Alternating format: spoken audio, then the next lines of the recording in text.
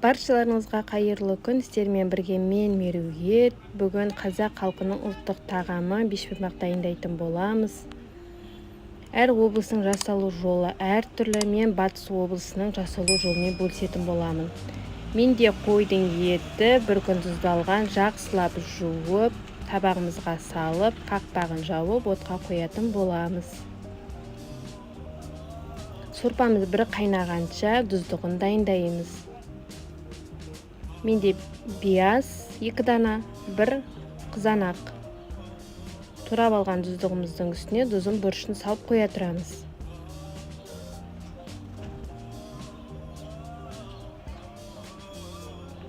Міне сорпамызды әдемі болып қайнады. Енді көбігін алатын боламыз.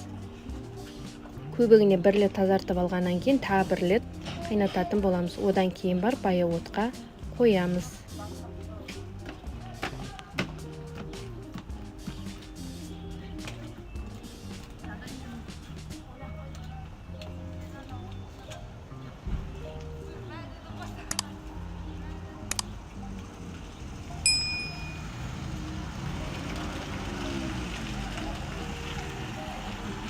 Сорпамыз өзінің бабында қайнайтын болады.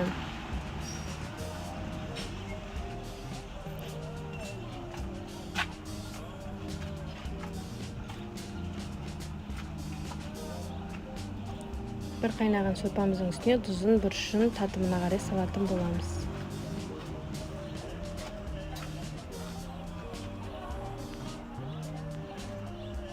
Алдын ала дайындап алған картоплымызды сорпамыздың үстіне саламыз. Картоплымыз 45 минутта піседі.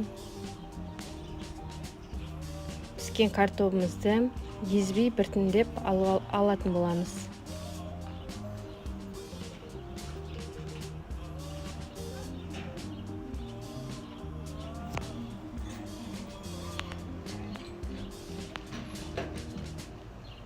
Асқабағымызды да салып қайнатып алатынбыз.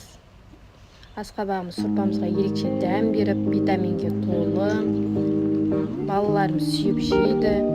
Сондықтан молынан салдым.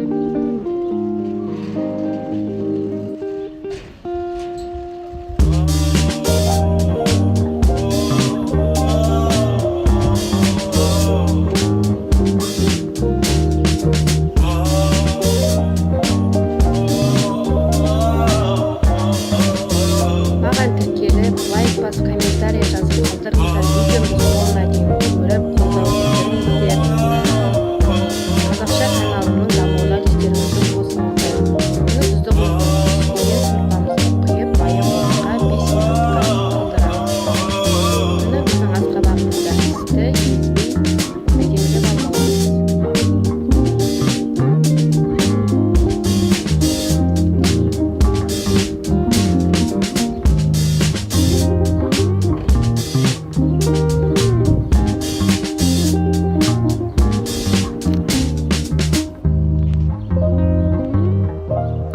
Тіркелмеген оқырман болсаңыз, тіркеліп өз ойыңызбен бөлісіп кетіңіз. Міне әдемі піскен етімізді табағымызға салып алатын боламыз.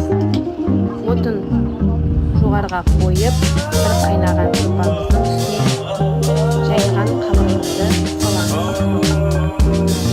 Қамырдың жаю 25 минут келесі деп көрсететін боламын.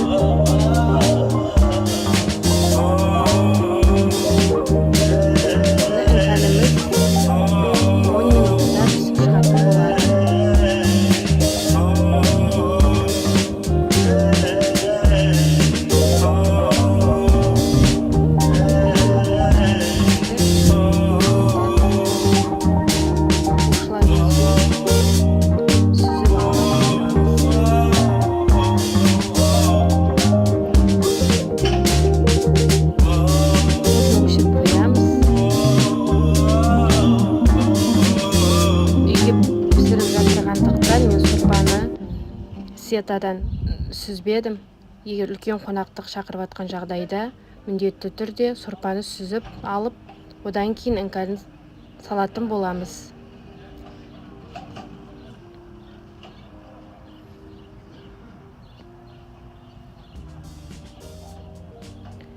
Енді етімізді турап алатын боламыз.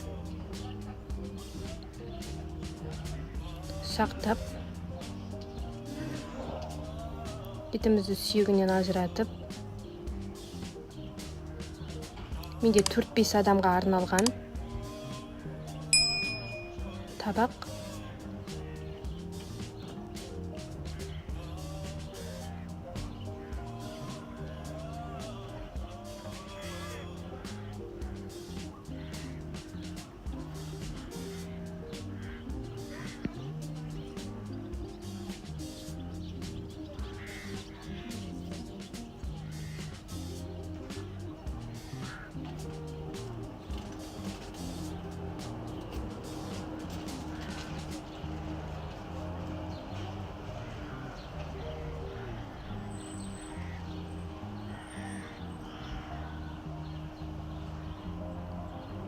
Енді картопымызды салатын боламыз. Картопымызды ортасынан бөліп, мен дайындап қойдым бірден.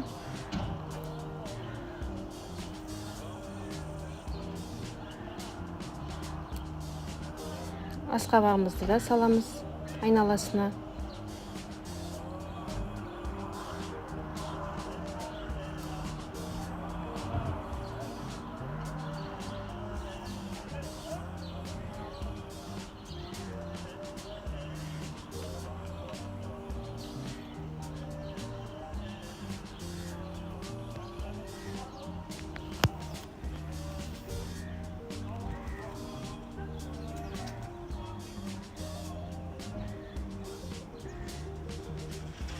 Менің рецепттерім сіздердің көңілдеріңізден шығып жатса, маған тіркеліп, лайк басып, комментария жазып қалдырыңыздар. Видеоның соңына дейін көріп, өз пікірлеріңізбен бөлісіңіздер.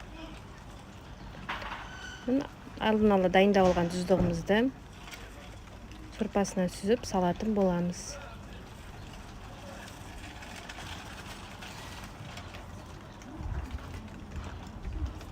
Дәмі ерекше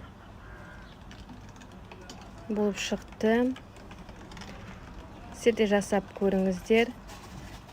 Сіздерде қандай ерекшелігі бар, төменде пікір етіп қалдырыңыздар.